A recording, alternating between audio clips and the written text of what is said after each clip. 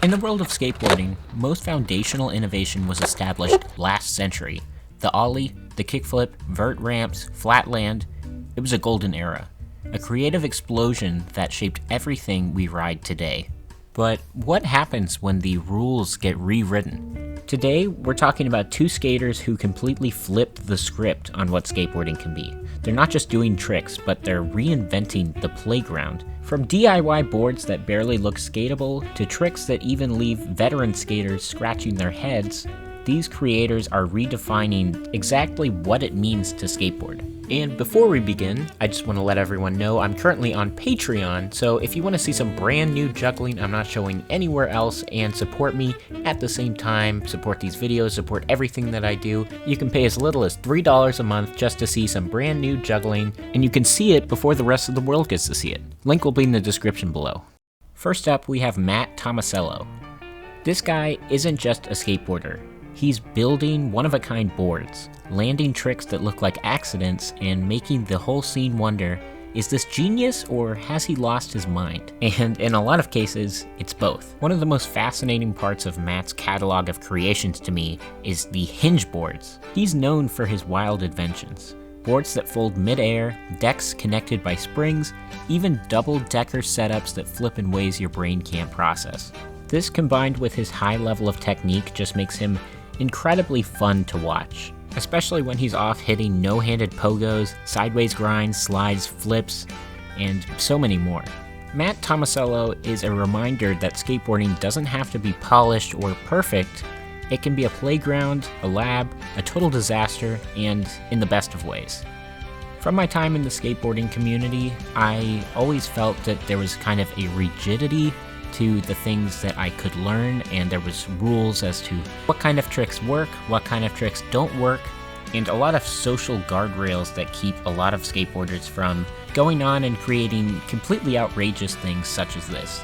And this was just my personal perspective. I can't speak for the entire community, but Matt is an example of exactly what is possible if we branch out and really just discard the rules altogether. And a lot of these tricks aren't just innovative, they're really hard. While most experimental skaters tend to pick one lane, either extremely tech or extremely weird, Matt combines insane technical control with a completely unhinged aesthetic. And he'll do this all while riding something he seemingly built in his garage. From what I understand, he seems to be more interested in doing what hasn't been done rather than things that typically look good. The way he presents skateboarding online is equal parts performance art, mechanical experimentation, skate parody, and raw talent. And while many skaters seem to really emphasize cleaning up a trick and trying to make it look as clean as possible, Matt seems to hold a slightly different philosophy. He said in an interview with Wired magazine, "I think falling is the most important trick in skateboarding. It's an inevitable thing that's gonna happen. If you learn how to fall correctly, you're gonna be able to just keep trying." And one of the reasons I stopped skateboarding is because I didn't know how to fall without hurting myself, and because of that, I couldn't handle the pain. I think his perspective highlights his view on bails not merely as failures, but as integral components of the skateboarding community, contributing to the art form's authenticity and evolution. And while we have seen people in the past build various types of skateboards, such as Braille skateboarding, I don't think it's ever been done quite like this. When you see a clip from Braille skateboarding and they're trying to build an ice block skateboard, they're not trying to build something for the purpose of a trick. They're trying to build something to see if it's skatable. Just as an example, one of the boards Matt created is this skateboard that flips one direction and then flips itself back in the same direction. He built this board with the specific purpose of trying to do a trick that is not possible with any other skateboard. And personally, I think this is just really interesting to me because it opens up so many unique possibilities. Once you introduce a one-of-a-kind board, you're gonna get new tricks every single time you ride it. And this is true with anything, really. There's a totally different angle to this approach you can see with this skateboard. If you can't tell already, this skateboard was designed for the trucks to flip all the way around the deck. And for me, there's something really distinct about this board that we're not seeing with some of the others. And what I'm talking about is passive manipulation. This is a trick that goes along with what he's already doing and requires no extra level of movement from him. The board is doing all of the work. So simply by lifting the tail, Matt is able to do this ridiculous manipulation. This to me is such a big deal because it totally turns the concept of skateboarding on its head. Most skaters are trying to land that trick and they have to put in hours and hours of work. Here we have a board that does the trick fundamentally for you. So the real highlight here isn't necessarily the trick, but the visual, as well as the mechanism that created the trick. But this can't be said about everything that he does. Most of his creations require incredible levels of control to do anything with them. Here's one he listed as one of his favorites. It's a board on a hinge that allows two sides of the boards to spin independently of each other. So sometimes the board could be doing a kickflip on one side and a heel flip on the other at the same time. He might not have the household recognition of someone like Rodney Mullen, but in the world of experimental skating, Matt Tomasello is a legend. He inspired a whole wave of skaters who wanted to break away from perfection and embrace creative chaos.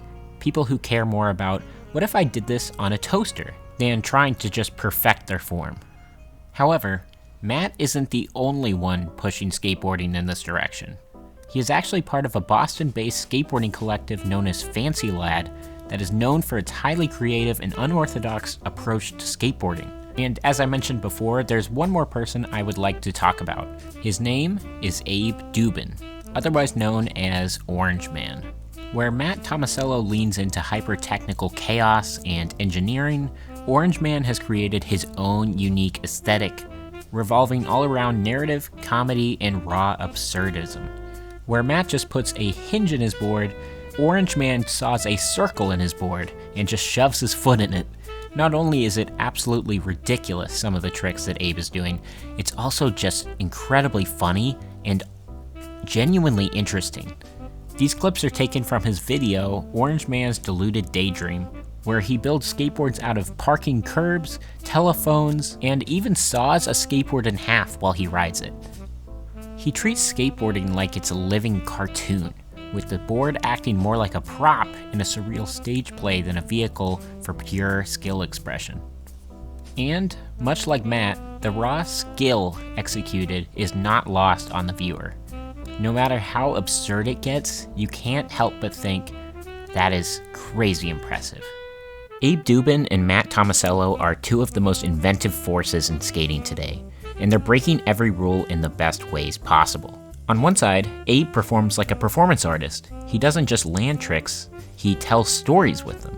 Every stumble, every recovery, every unpredictable moment is a part of a bigger picture. His skating is just so raw and expressive. It turns imperfections into a personality. On the other hand, you have Matt Tomasello, a person who builds his own boards and creates tricks like skateboarding from another dimension.